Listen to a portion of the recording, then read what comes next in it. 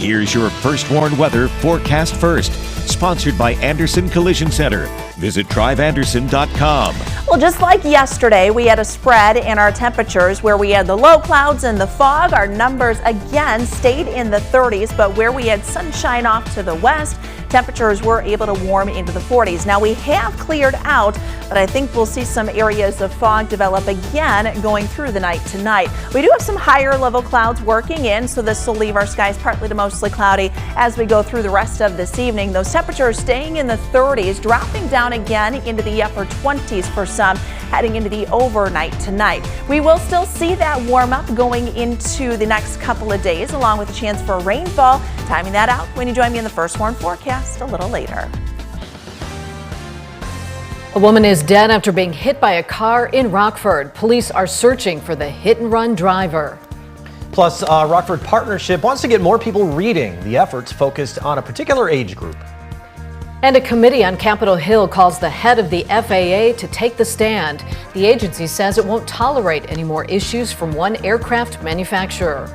Live from WTVO 17, this is Eyewitness News at 5. Good evening, I'm Mimi Murphy. And I'm Eric Wilson. Investigators released the name of the woman killed in a hit and run last night in Rockford. The Winnebago County Coroner's Office says Melissa Bond was walking along the roadway near Auburn and Irving Avenue when she was struck by a vehicle. The Coroner's Office said the driver who hit Bond fled the scene. First responders found her unresponsive. She was taken to a hospital where she was pronounced dead. Rockford police are investigating the crash. If you have any information, contact Rockford Police or Rockford Area Crime Stoppers. Janesville police say a drunk driver is dead after losing control of a car. Shortly before 3 this morning, officers spotted a car on East Centerway Street and North Parker Drive. Police say it was going around 100 miles per hour. Later, officers saw the car on Milton Avenue. It then crashed near the I-90 overpass. The driver was thrown from the vehicle and pronounced dead at the scene. Police are investigating. They believe alcohol was a factor in the crash. A new proposal in Springfield would give the families of gun violence victims the right to demand new investigations. Our commitment to healing our state is not just about common sense gun legislation. It's also about providing families the protection and the justice that they deserve. Way too many people in this state know the pain of being on the other side of that gut-wrenching phone call, the one that informs you that your loved one will never take another breath. I've been there too. It's called the Homicide Victims Families' Rights Act. This would let family members of cold case victims request a new investigation. Another bill, the Homicide Data Transparency Act, would require all law enforcement agencies in Illinois to publish clear and transparent data every month about homicides and the status of investigations. 3 Illinois mayors are part of the push for the White House to finalize emission standards for heavy-duty vehicles like trucks and buses. The mayors of Chicago, Evanston, and Rockford are among the 75 mayors to sign a letter that was sent to President Biden. The letter says that more robust standards would speed up the transition for more heavy-duty electric vehicles on the road. That could also reduce carbon pollution, improve air quality, and decrease our dependence on foreign oil. Local advocates come together to increase literacy in the state line. Last year, the United Way of Rock River Valley launched United for Literacy. In Winnebago County, just 1 in 3 children are reading at or above their grade level, about 32%. Drea Baroni talked with administrators at Rockford Community Center who are joining the effort to get those numbers up. Drea, how will the group help? Yeah, Eric, Mimi, United Way of Rock River Valley partnered with Brook Road Community Center. Their new initiative is focused on rising literacy rates in the state line. Brook Road hosts a Reader's Night In where young kids have the chance to read, listen to stories, and actually take books home with them. I talked to Kristen Cottrell about the importance of having a space dedicated to literacy for the kids in her community. Brook Road, we're really trying to be a wraparound service, and in order to tackle low literacy rates, we have to be in a space where we can sit down and actually be able to feel safe enough to read. And so providing those safe and consistent spaces for people to come and learn that reading can really just give them full access to many different things in this world. Kristen says their last Readers Night In was one of the largest turnouts yet. Because of its success, United Way hopes to implement this type of literacy program in other faith-based organizations. I'll have more on that coming up later at 6. Eric? Thanks, Drea. We'll see you then. The state line's largest school district won't have students go remote for the rest of the school year. Rockford Public Schools decided if classes need to be canceled, RPS 205 will use emergency days instead of e-learning days for all students. The district's superintendent says the decision is because of two issues elementary and early childhood students face. One problem is getting students the devices they need. The other is creating equitable Wi-Fi access at home. Administrators created an e-learning task force to solve these challenges. For now, RPS is considering other approaches like flexible days and adjustments to the calendar year. After another delay with the Education Department's rollout of changes to the college financial aid forms, officials are trying to help colleges adapt. The agency says it will send dozens of experts to under-resourced institutions and distribute a $50 million donation to educational nonprofits. That's in response to recent glitches with the launch of the new FAFSA form. Millions of families use each year to help pay for college. The department says the extra help will speed up its ongoing work to fix the new form. A federal appeals court rules former President Donald Trump does not have immunity from prosecution. This decision allows the federal election interference case against Trump to move forward. There's some uncertainty about the timing of the trial. The judge overseeing the case canceled its initial March 4th date. Trump's team also vowed to appeal the ruling. That could postpone the trial by weeks or months if the Supreme Court agrees to take it up. A president is not a king and is subject to criminal prosecution just like anyone else. Will any Supreme Court review be resolved so that a trial can go forward before the November elections? The appeals panel gave Trump a week to ask the Supreme Court to get involved. Prosecutors are pushing to start the trial as soon as possible. The new head of the Federal Aviation Administration's vowing to hold Boeing accountable for any safety violations. Michael Whitaker made that pledge as he testified before the House Transportation Committee. It follows last month's terrifying incident aboard an Alaska Airlines flight when a door panel fell off the Boeing 737 MAX 9 plane as it flew over Oregon. No one was hurt, but Boeing's quality control has come under intense scrutiny. We've begun an audit of Boeing's production and quality control practices, and we've informed Boeing that the FAA will not grant any production expansion of the MAX until we're satisfied the quality control issues uncovered during this process are resolved. Going forward, we will have more boots on the ground, closely scrutinizing and monitoring production and manufacturing activities. The FAA chief also encouraged Boeing employees to use the agency's hotline to report any safety concerns. The Senate's billion-dollar border deal crumbles from a lack of support. Up next, the announcement leaves lawmakers searching for a clear path to give aid to foreign allies. And coming up at 6, the countdown to Super Bowl Sunday continues. We'll hear from local business owners and preparations they're making before the game kicks off. And temperatures here locally going into the weekend will be a little on the cooler side. Today it was another chilly one, but still above average. Temperatures made it into the upper 30s thanks to, again, some clouds and fog. We'll look at our chance for rain and time that out, and even a couple rumbles of thunder coming up here in the first warn forecast a little later. You're watching Eyewitness News, your home team with Eric Wilson, Mimi Murphy, Scott Leber, and Chief Meteorologist Candace King. The U.S. Senate's bipartisan border bill has collapsed. Just minutes before the announcement, President Biden urged Congress to, quote, show some spine. Now, the president and Senate leaders have no clear way to advance aid to allies across the world. Raquel Martin has the latest from Washington. I hope and pray they find reason to reconsider blowing this up.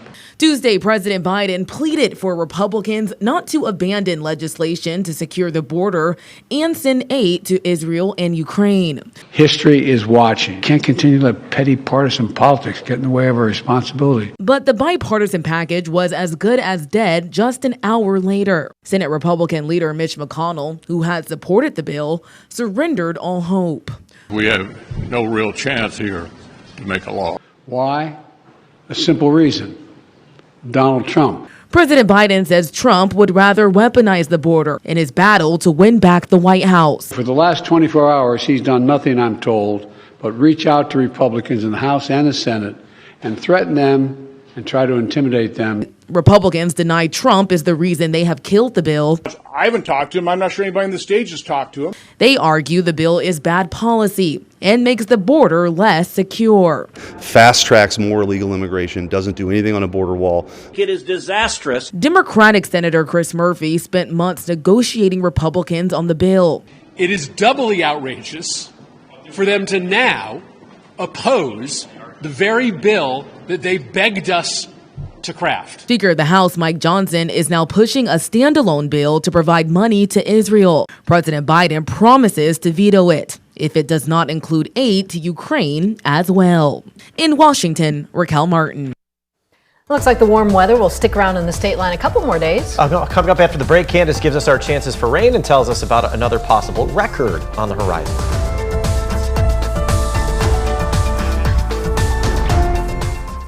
Now, your first warned weather forecast from Chief Meteorologist Candace King.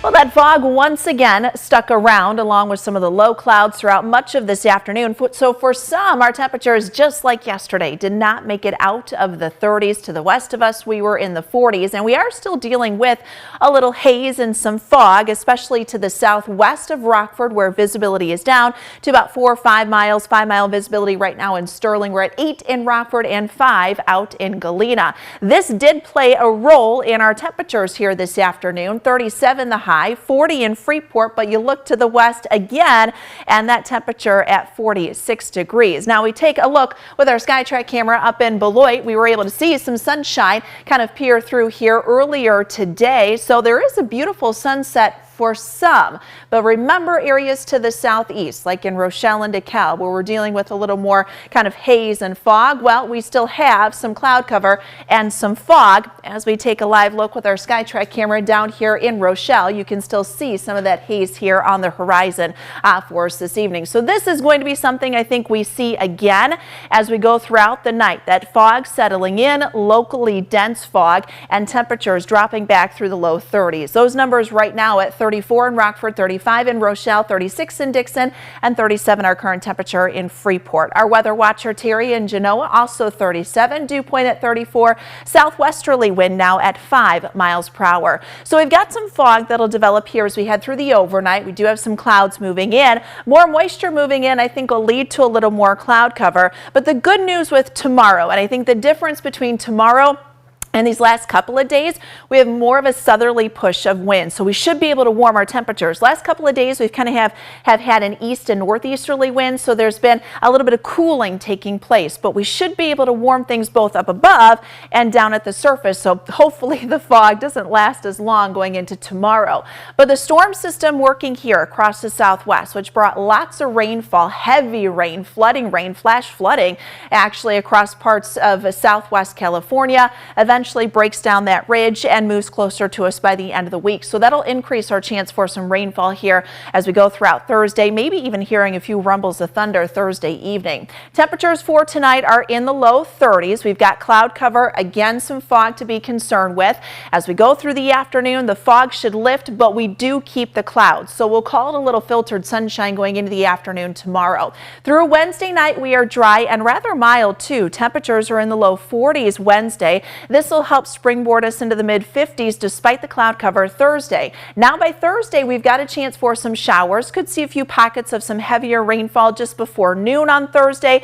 Maybe a little break working in. Here comes a cold front Thursday evening, and I think this is where we get the chance for a couple rumbles of thunder. Nothing severe, but there could be some gustier winds associated with that after about 5, 6 o'clock Thursday evening as the first of a couple cold fronts work through. So we've got the 50s coming in here for Thursday, most specifically. Tomorrow, I think what may fall short of that just depends on how fast some of the clouds and the fog move out, but there is colder air back behind. So we're going to see temperatures drop. We're going to feel those numbers drop as we look closer towards the end of the week and weekend. Not a significant drop, but those numbers will be closer to where they should be. Average high temperatures for mid-February in the low to mid 30s. Notice we're still above that, 55 55 for Thursday, still at 50 on Friday. It's another warm one, little windy there, but we'll see the drop in temperatures Friday night, and then I think we'll see more 30s as we look into next week. Thanks, Candace. Scott's in next with sports. He says the Blackhawks will be treading on the Cubs' turf before too long. Scott explains. Now sports with sports director Scott Lever. Blackhawks hockey is headed for Wrigley Field again. The Blackhawks have been selected by the NHL to host the Winter Classic next New Year's Day at the home of the Cubs. It won't be the first time this has happened. The Blackhawks played in the Winter Classic at Wrigley Field in 2009. Their opponent then was the Detroit Red Wings, and the Wings will be their opponent again this time. Overall, the Blackhawks have competed in 4 Winter Classics, and they've played in 6 outdoor games total. Luke Richardson says it's been a while since he was involved in an outdoor hockey game. No, but my last outdoor game memory was playing outdoor hockey when I was a kid. So it's an exciting, opportunity. I haven't really been versed too much from the team of the league yet. Just kind of like you guys got bits of news. I actually got it from you guys. So. Well, the Bulls will be in action tonight, and they're going to have a tough one. They'll host the Timberwolves, and T-Wolves have the second best record in the West. Rockford University senior Kevin Deemer has certainly left his mark on the Northern Athletics Collegiate Conference. He's been named the conference's Player of the Week for the second time this season and for the 7th time in his career. Last week, the Boiling grad led the Regions to a road win at Edgewood. He had his 5th double-double of the season and included 28 points. Well, the Brewers have a new pitcher, and he is one of the state line's own. They have signed free agent Jake Junis. He's from Rock Falls. Junis spent the last 2 seasons with the Giants. He's been a starter most of his career, but he worked out of the bullpen last year. The Brewers plan to use Junis in the starting rotation. And Tom Brady has 7 Super Bowl rings. Patrick Mahomes is going to go after his 3rd this Sunday. Everyone wants to know if Mahomes can catch Brady. Yeah, I mean, I've only won 2 Super Bowls, so there's a couple other guys in front of me before I even get close to chasing Tom. But, I mean, all you can do is just try to be your best every single game, every single day, and that's what I try to do is I try to go out there and play my best football, and hopefully my best football is good enough to win this 3rd Super Bowl. That's sports. We'll be right back. That fog stuck around this morning for a while. It did, and for some, we're still dealing with some fog now that the sun is beginning to set here. So I think that'll set the stage for some areas of fog, again, to develop tonight. Well, and your weather cams are pretty great, too, showing kind of how varied the weather was in just a short stretch of land, I guess, better way to describe it, right? I mean, we had clouds and fog in Rochelle, and where was that sunset from? Was that Beloit? Beloit, yeah. So I posted a picture. I said, a beautiful sunset, and I can imagine some folks southeast here are like, what sun? Yeah, exactly. I don't see any sun. Yeah. So we had the clouds kind of stick around. We're going to see some cloud cover kind of build back in and some fog, too. More cloud cover tomorrow, a little more of a breeze from the south, so warmer temperatures, I think, should help us get rid of some of that fog sooner than what it has the last couple of days. If not, and we're stuck in the 30s again, that'll be a slow climb for tomorrow, but I think we're in the mid-40s for tomorrow afternoon. We've got some rain and maybe even some thunder Thursday evening. All right, thanks, Candace. And thank you for spending some of your time with us. Stay safe.